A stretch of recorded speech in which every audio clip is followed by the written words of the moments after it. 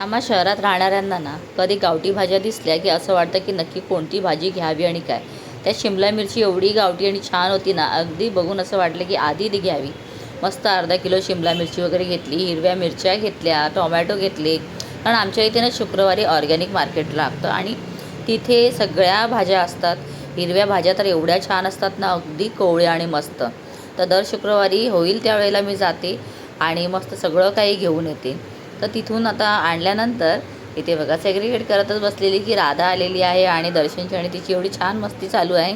तसं तर ती लवकर दर्शनकडे जात नाही आणि गेली ना की दर्शन तिला खेळवतं वगैरे तर खूप तिला आनंद होतो. तर आता तिथून मी आलेली आहे हळदी कुंकूला. तर तसा हा व्लॉग थोडा जुना आहे. तर आज मला अचानक माझं लक्ष गेलं, म्हटलं अरे हा ॲडिट केलाच नव्हता, म्हणून ॲडिटिंग करून घेतला. आणि आता बघा इथे मी आलेली ना हळदी कुंकूला, तर ओढणी नव्हती म्हणून चक्क मी शॉल घेतली आहे. आणि हो त्यावेळेला थोडी थंडी पण होती मुंबईमध्ये, म्हणून कसं छानच वाटलं शॉल घेतल्यावर. तर मी घरी येऊन पाहते तर नम्रताने चिकन वगैरे बनवायला घेतलेलं. ऑलरेडी तिने छान फोडणी पण दिलेली आणि काही चिकनचे पीसेस आहेत ना तिने तळायला पण घेतलेले आहेत. तर चला मग असा माझा आजचा मिनी ब्लॉग तुम्हाला कसा वाटलेला आहे मला कमेंट करून नक्की सांगा. तर तुम्हाला कोणत्या प्रकारचं चिकन आवडतं, ग्रेव्हीतलं आवडतं की फ्राय केलेलं आवडतं ते पण नक्की सांगा हां.